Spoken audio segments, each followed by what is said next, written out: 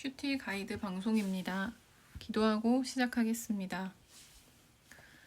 주님, 전도서의 말씀을 주셔서 저희로 한 차원 깊은 주님의 마음을 헤아려 보게 하심에 감사드립니다. 우리 주님께서는 우리의 가장 깊은 데까지 이해하시는 우리의 창조주시고 구원자 되십니다. 이 시간 풍성한 은혜로 주님과 교제하길 원합니다. 함께하여 주시옵소서. 감사드리며 예수님의 이름으로 기도드립니다. 아멘. 오늘 말씀은 전도서 6장 1절로 12절 마음을 무겁게 하는 것이라는 주제의 말씀입니다. 함께 읽어보시겠습니다. 내가 해 아래에서 한 가지 불행한 일이 있는 것을 보았나니 이는 사람의 마음을 무겁게 하는 것이라. 어떤 사람은 그의 영혼이 바라는 모든 소원에 부족함이 없어 재물과 부요와 존귀를 하나님께 받았으나 하나님께서 그가 그것을 누리도록 허락하지 아니하셨으므로 다른 사람이 누리나니 이것도 헛되어 악한 병이로다. 사람이 비록 100명의 자녀를 낳고 또 장수하여 사는 날이 많을지라도 그의 영혼은 그런 행복으로 만족하지 못하고 또 그가 안장되지 못하면 나는 이르기를 낙태된 자가 그보다는 낫다 하나니 낙태된 자는 헛되이 왔다가 어두운 중에 가매 그의 이름이 어둠에 덮이니 햇빛도 보지 못하고 또 그것을 알지도 못하나 이가 그보다 더 평안함이라. 그가 비록 천년의 갑절을 산다 할지라도 행복을 보지 못하면 마침내 다 한 곳으로 돌아가는 것뿐이 아니냐. 사람의 수고는 다 자기의 입을 위함이나 그 식욕은 채울 수 없느니라. 지혜자가 우매자보다 나은 것이 무엇이냐. 살아있는 자들 앞에서 행할 줄을 아는 가난한 자에게는 무슨 유익이 있는가. 눈으로 보는 것이 마음으로 공상하는 것보다 나으나 이것도 헛되어 바람을 잡는 것이로다. 이미 있는 것은 무엇이든지 오래전부터 그의 이름이 이미 불린 바 되었으며 사람이 무엇인지도 이미 안 바 되었나니 자기보다 강한 자와는 능히 다툴 수 없느니라. 헛된 것을 더하게 하는 많은 일들이 있나니 그것들이 사람에게 무슨 유익이 있으랴. 헛된 생명의 모든 날을 그림자같이 보내는 일평생에 사람에게 무엇이 낙인지를 누가 알며 그 후에 해 아래에서 무슨 일이 있을 것을 누가 능히 그에게 고하리요. 아멘. 전도서 6장에는 해 아래의 인생과 세상적 풍요의 허무함에 대해 말하고 있습니다. 전도서는 겉으로 읽기에는 하나님께서 이 말씀으로 대체 우리에게 무슨 말씀을 하시려는가? 헛된 것과 하나님과 우리의 삶은 어떤 관계가 있는가 하는 궁금증을 유발하기도 하는데요. 분명한 것은 하나님께서는 하나님 자신에 대해서는 말씀하지 않으시는 이 전도서를 통해 우리에게 하실 말씀이 있으시다는 것이죠. 오늘 말씀을 반복해서 곱씹으며 읽으실 때 마음에 두실 주제를 힌트로 드릴 수 있을 것 같습니다. 그것은 바로 하나님의 주권에 대해서입니다.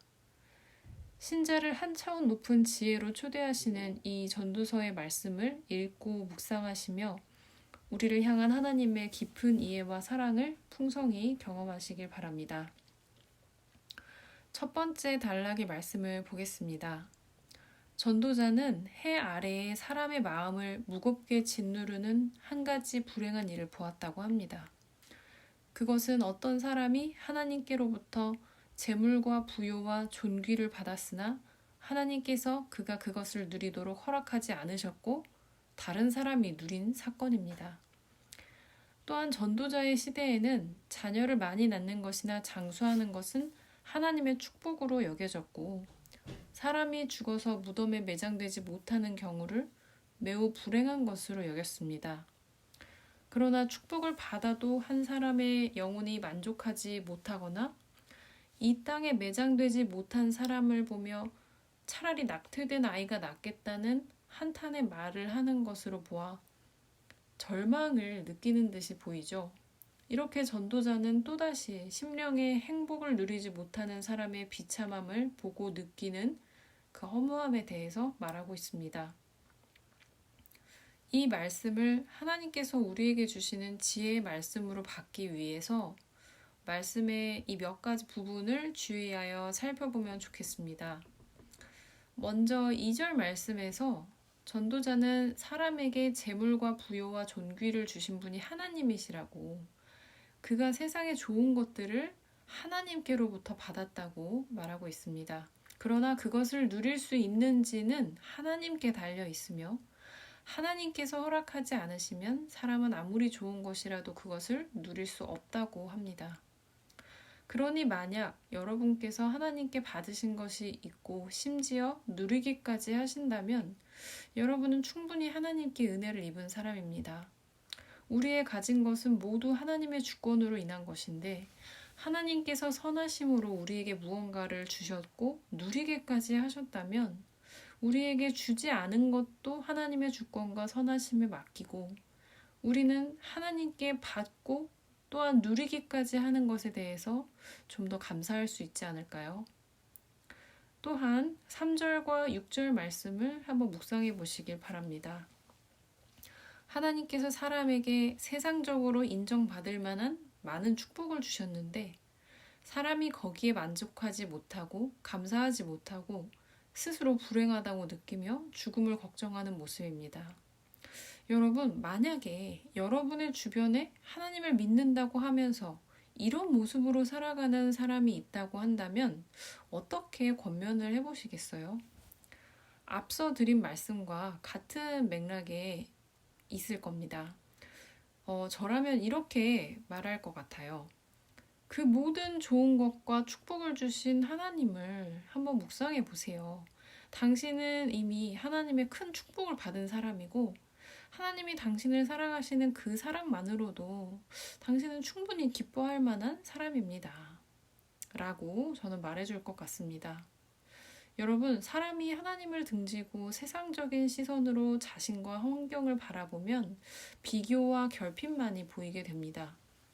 그러나 하나님의 주권을 생각하며 하나님의 시선으로 자기 자신과 환경을 바라볼 때는 우리 삶에 가득한 하나님의 선하심과 우리를 사랑하시는 무한한 사랑이 보이게 될 것입니다. 그렇게 말씀을 묵상해 보시길 바랍니다. 두 번째 단락을 보겠습니다. 사람이 땀 흘려 일하여 배고픔을 해소하기 위해 먹을 것을 먹습니다. 그러나 배고픔을 위해 먹는 행위는 일시적일 뿐이죠. 우리가 먹기를 원하는 그 근본적인 욕구는 음식물로 완전히 채울 수가 없습니다. 무언가의 완전한 채움과 완전한 만족은 창조주시며 만유의 근원 되시는 하나님에 의해서만 채워질 수 있는 것입니다. 이어지는 8절 말씀은 이 맥락에서 이해하시면 됩니다. 사람이 먹고 살기 위하여 수고하지만 근본적인 식욕, 즉 영혼의 갈증은 채워지지 않는 것으로 보아서 한 차원 깊고 심오한 것을 추구하는 지혜자나 되는 대로 아무렇게 살아가는 우매자나 근본적으로 하나님을 추구하며 살아가지 않으면 다를 바가 없는 인생이라는 것이죠. 어쩌다가 가난한 와중에도 지혜롭게 살고자 애쓰는 사람이 있지만요, 그도 마찬가지입니다. 가장 근본적인 것은 우리 존재의 근본 되시는 하나님께로부터 찾고 채워야만 하는 것이죠. 그러니 인생의 참 행복을 위해서 눈으로 무언가를 바라보며 적극적으로 찾아다니는 사람이나 힘없이 머리로 생각만 하는 사람이나 하나님이 중심에 있지 않으면 절대로 근본적인, 근원적인 갈급함은 채워지지 않기 때문에 헛되이 바람을 잡는 것과 같다고 전도자는 말하는 것입니다. 하나님 없이 자기를 만족시키고자 온 노력을 하는 사람의 결론이 100이면 100, 모든 것이 헛되다라고 고백하는 것은 우리가 계속해서 확인하고 있는 사실인 것입니다. 여러분, 이 말씀을 잘 묵상해 보시길 바랍니다. 이 말씀을 우리에게 주실 때 주님께서는 무슨 말씀을 하고자 하시는 건가요? 여러분, 우리의 먹고 사는 문제보다 한 차원 더 깊은 것, 더 높은 것을 생각해 보셔야 합니다. 우리는 우리의 영혼을 무엇으로 먹이고 있나요? 무엇으로 만족시키고 있나요? 혹시 하나님을 사랑하고 믿으면서도 허무함을 느끼며 삶을 살고 계시지는 않으신가요? 그 허무함은 어디서 오는 건가요? 오늘 말씀을 통해 우리 하나님의 주권과 그 사랑을 깊이 묵상해 보시고 허무함에서 벗어나시는 날이 되시기를 기도합니다. 마지막 단락의 말씀을 보겠습니다. 전도자가 이어서 헛되다고 느끼는 것은 하나님께서 전능하신 창조주이시기 때문에 이 세상 해 아래에 있는 것이 모든 것이 이미 하나님께서 다 알고 계신 것이고 내가 새롭게 알게 되는 것이라고는 아무것도 없다는 사실입니다. 하나님께서 정해놓으신 질서와 이 삶에 힘없이 맞추어 살아가는 듯한 느낌을 말하는 듯합니다. 연약하고 무기력한 인생이 모든 일을 작정하시고 주관하시는 하나님을 거역하여 스스로 행할 수 없음을 헛되다고 말합니다. 12절 말씀은 사람이 하나님 앞에 연약하고 미약하게 사는 모습과 하나님을 떠나서는 헛된 삶을 살 수밖에 없다라는 사실을 말하는 말씀이죠. 여러분, 이 말씀은 하나님 없이 사는 인생이 얼마나 허무한 것인지를 분명하게 보여줄 뿐입니다. 전능하신 하나님께서 창조하신 이 세상을 의욕 없이 절망한 상태에서 살아가는 사람의 마음을 묘사한 이 말씀을 읽으시며 여러분께서는 어떤 생각을 하고 계신가요? 하나님께서 이 세상을 사람을 위하여 선하게 창조하셨습니다. 예수 그리스도를 믿음으로 하나님과의 관계가 회복된 저와 여러분은 하나님께서 창조하신 이 세상을 회복할 사명을 받은 사람들로서 구원의 감격과 기쁨으로 그 사명을 적극적으로 수행해 나가는 사람입니다. 우리는 감사와 찬송으로 순종의 자리에 자원하여 나가는 사람들이며 천국을 고대하며 주어진 삶을 또한 영화롭게 하는 사람들입니다. 우리는 이 전도자의 말처럼 수동적이고 절망적으로 살아가는 사람들이 아닌 것이죠. 만약 여러분의 마음이 이 전도자의 말씀에 보다 가깝다면 그 이유는 무엇이라고 생각하시나요? 여러분께서는 혹시 하나님과 예수님과 우리의 구원받은 새로운 신분에 대해 무언가 오해하고 계시지는 않으신가요? 그 점을 묵상해 보시고 오늘 하루를 구원받은 사람의 기쁨과 감사로 보내보시기를 또한 기도합니다. 여러분, 이렇게 오늘 말씀을 하나님의 주권에 초점을 맞추어 묵상해 보시길 바랍니다. 말씀을 천천히 반복해서 읽으시고 곱씹으시고 되새기시며 헛된 인생의 허무함에 대해 기록한 이 말씀에서 하나님의 지혜를 찾으시길 바랍니다. 이어질 여러분의 묵상을 위해 기도해 드리겠습니다. 주님, 전도서의 말씀을 통해 우리의 가장 깊은 고민, 가장 근원적인 질문을 돌아보게 하시고 또 답을 주시니 감사드립니다. 기록된 말씀을 주의 깊게 읽고 묵상할 때 성령 하나님의 도우심으로 말씀이 잘 이해되게 도와주시고 또한 하나님께 묻고 지혜를 구하며 말씀을 읽을 때 우리 각자에게 특별히 하시는 말씀에 마음을 열고 귀 기울여 듣게 하여 주시옵소서.